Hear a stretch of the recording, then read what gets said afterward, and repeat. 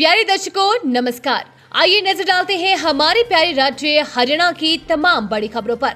Video शुरू करने से पहले कमेंट बॉक्स में जय हिंद लिखकर हमें सपोर्ट करें। तो चलिए शुरू करते हैं। जन शिकायतों पर सख्त हुए सीएम सैनी, अधिकारियों को दिए कड़े आदेश। हरियाणा सरकार ने जन शिकायतों के समयबद्ध और प्रभावी निस्तारण को लेकर प्रशासनिक व्यवस्था को और सख्त कर दिया है। मुख्यमंत्री नायब सिंह सैनी के निर्देश पर अब सभी विभागों के प्रशासनिक सचिव प्रतिदिन जनसंवाद पोर्टल पर दर्ज शिकायतों की समीक्षा करेंगे। सरकार का उद्देश्य शिकायतों का शीघ्र समाधान, गुणवत्तापूर्ण कार्रवाई रिपोर्ट, एटीआर और शिकायतकर्ताओं से नियमित संवाद सुनिश्चित करना है। हरियाणा की सड़कें बनी दरिया, सावन की पहली बारिश ने खोली व्यवस्था की पोल, लोगों के लिए बनी आफत।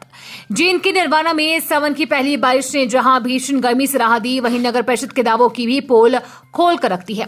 कुछ देर की बारिश में शहर की कई सड़कें पानी में डूब गई। हालात ऐसे बने कि लोगों को बच्चों को कंधों पर बैठाकर पानी से भरी सड़कों को पार करना पड़ा। शहर की जल निकासी व्यवस्था पर बड़ा सवाल ये कर रही है। दस्तावेज पंजीकरण पर मौखिक इनकार नहीं कर सकता, सब रजिस्ट्रार हाई कोर्ट ने सुनाया बड़ा फैसला।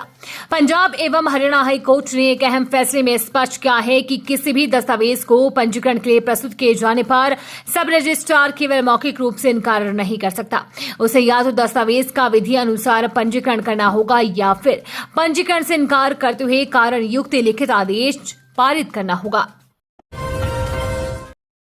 हरियाणा में 77.86 लाख वोटों के रिकॉर्ड पर फंसा पेट, 1.25 करोड़ मतदाता सुरक्षित जोन में, जाने डिटेल। हरियाणा में मतदाता सूची के विशेष गहन पुनरीक्षण के पहले चरण में बड़ी संख्या में वोटों के रिकॉर्ड की जांच की गई है। राज्य में कुल 2,06,55,929 वोटर हैं। इनमें से 26.29 लाख मतदाताओं के रिकॉर्ड में विसंगतियां पाई गई हैं।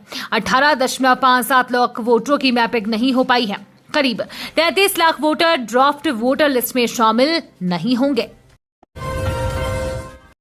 हरियाणा में बिना ट्रेनिंग इलाज करने वालों की खैर नहीं, नई काउंसिल का ऐलान, जानिए मरीजों को कैसे मिलेगा फायदा।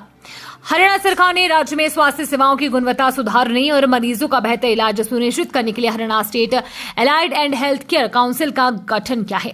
पीजीआईएमएस रोहतक के senior professor doctor Suresh Kumar Singhal को काउंसिल का चेयरमैन नियुक्त किया गया है।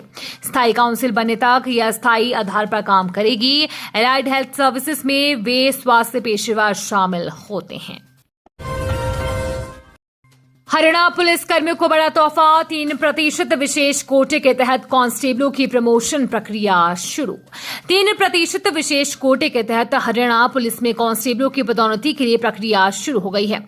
वर्ष 2025 की प्रमोशन लिस्ट बी यानी कि लोअर स्कूल कोर्स के लिए पहले चरण में अंबाला पुलिस ने पात्र कांस्टेबलों के नाम मांगे हैं।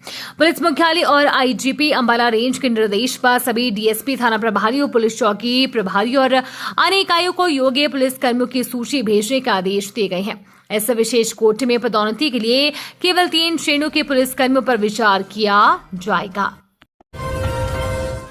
सावधान, कहीं किराएदार न कर ले आपके मकान पर कब्जा, खाली करने के एवज में मांगे लाखों रुपए।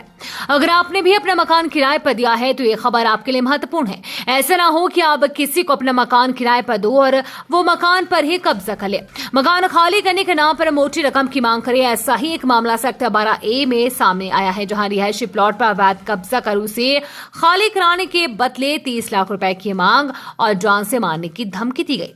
शिकायत की जांच के बाद पुलिस ने केस दर्ज कर मामले की जांच शुरू कर दी है। कार पिकअप की जोरदार टक्कर में दादा पोते ने गंवाई जान, परिवार में पसरा मातम।